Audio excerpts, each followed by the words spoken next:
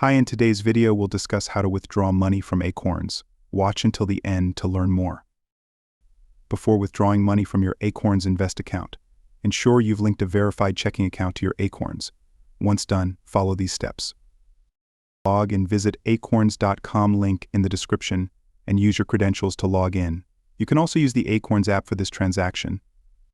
Withdraw once in, tap Invest, then choose Withdraw. Enter the amount you'd like to withdraw, then select the bank you want to transfer the money to. Choose your checking account and click Review. Confirm your decision on the next page. Once done, Acorns will sell your shares and deposit the cash in your checking account within 6 business days. This timeline depends on when you place your withdrawal request.